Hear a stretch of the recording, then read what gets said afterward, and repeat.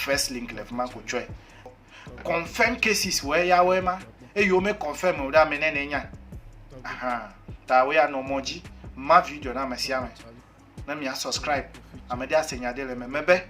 pepper garlic mega vola pe me na mi o aha akpa ma database na Ghana to me le database na Togo to me le e pe da mi afa database me nyu phone number o me le yiu amene na achobe ye de koji l'airport dolele do l'airport me menye nu vi o ta pelele na me no vi obe school no pa me sia me ne jagba be school pa so le me ne pa yesu ple ma wo de o ma va wona de kemi o mi no afa me ne dolele ame isi dolele ide ne innova treaty ma glo me gbona de cho temperature o video le ngogbe ma ko de video me onya de va ile nyu previous video me be jebe ame sia me ne jagba ne na wo nu ka na jira na de do mi afa nu dudu o de o amachi onye le podum me no o yi de Togo me la wa po be ame wo me fe ame de kai ame wo me ne ma call link ko de no to new video go me po link aha na mi atu no at least update po ele jojo le bubo me na po total number you o call e dolele factor. I want to use the phone na pobe it is very easy for you to use the phone to get it done. Aha ta yema me get a new phone me ta fifi la ele po le moji na mi get a new phone me la wa po ebe new web new ale delay video aha fifi la number of death. Okay, number of death 7,499 recorded cases 80,854 recorded case unrecorded case ojele vo me di be mi akpo mi de Ghana we aha mi de Ghana we makpo be list ade fine mi do amenene o amenene hodo lele aha le Ghana me mata me le Ghana di le no me wacha o ne nya kpo link ko wacha wa kpo be the moment ela vevede ba me sia me ne kpo ne na kono jajirado even though me enye the actual figure ele go me sinam data ya akpamama me le Ghana na Ghana di ni me kpo Ghana me le Ghana di Togo Togo recorded case de kakwe aha wa ba me to Ghana Tamaga throw ide je po ma kpo be ma kpo Ghana le fine da Ghana to da po na me de enya kpo symptoms video ko mega to Ghana ma amewa ma de ya onwo vo amewa ma de ma de fine ocho e po da de amewa ma de ma fine ocho Ghana lo amewa ma de fine ocho Gambia ya ocho fine over get do me e po da de tonyewe mega coffee o President Akufo-Addo be mi no ape me na mi no ape me nyima ponu sugbo ma ko nyu video ime wo twa si kokro ple thermometer hu ko chade hu ekema ma wu video no lefuma mega ngo boja gba ni na subscribe ne na me na me do ma hire me bere ne wo me gbo video le me na me de akpo video le me ja gba ni na me na ma video na me de subscribe for ne na me na me de ele fefere aha tonye we me do gbe na mi me di be mi akpo gbe nya be me do vide ma va bon 1-2 de le dorme ala be me va dorme me va ko be onlo notice de we ko dare e po da de onlo notice de we ko dare won to wa kwale onlo notice aha amasia me ne do mask mask ele vevere aha no me do mask la ke ma ne le fia de ku e go menyo be amasia me di be ya no agbe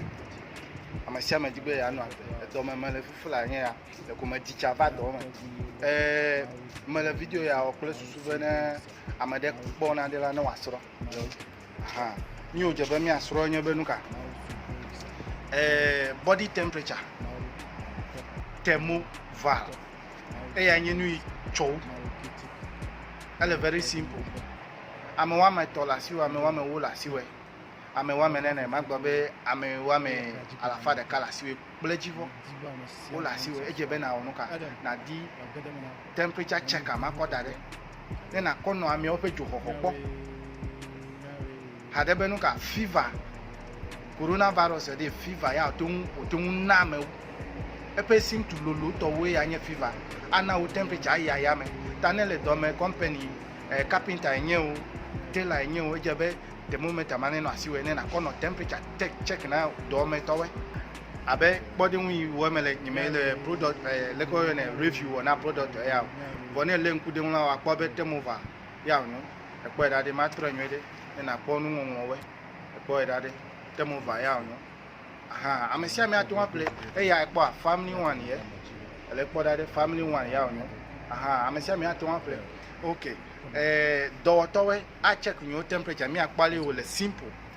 aha nyema call link ko de nyo video a onyemele nu jira aha ya video so de ko wo mele na company to aha you can check my temperature now let me have a look aha box eno ehe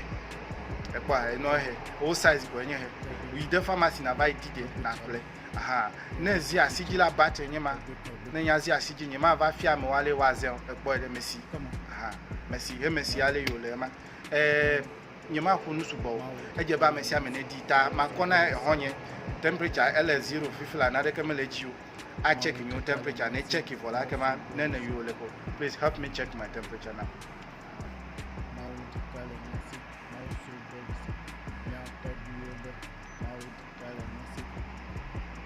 ta nu ma gblonye be temperature o check if ola ya ma me hoy temperature o check na me ma nyemenya ne metro no nwede o aha nyemenya ale matro le nyu camera ba nkumu vo wa be metro nwede ma na le nkude temperature yo na me ya nye 35.5 which is normal ele normal ta na le do me kpo be amedeto please help me take it ne kpo be le do me amedeto va hoy amede pe temperature ele too high la na be amene yi ne wa ba check na coronavirus menya mesia me komia tuto bi go mi anto menya be fever le do me ho number 2 ni me di be mi akponye be ale mi anu asiklo e cho me wo video do chung me di be mi akpale ajara fe go de ya liquid soap ya me kokko de na zi asigi me ponyo asi me kpo be de la si me na na zi asigi kula pipe nyama enya bu pipe ko e classic la siklo ike my crowd yada alego me siname aha e ya togbi ame yo le wache jira me yo le ko ne nududu jira e ya togbi jebe no no si alego me siname ne me tro ma ko era ne me tro le ko me e anya ma le ko me ele kpoda de e anya ma le ko me ta nu me diba ma sia me ne wo asikoko fa pagide e anya ma gbo me le na we jebe na ko ama jale ko dare na yide nu tutu jira fe ya le na de jira o le tutu de jira ala ba o me wo nu ya to ko jolef ma dolele ne prevention is better than cure prevention is better than cure ne le o ko elewe me di be na wa le ame wo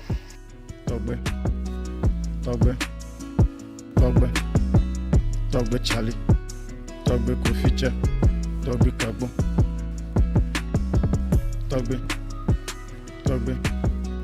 togbe Charlie togbe Koficha togbe Kagbo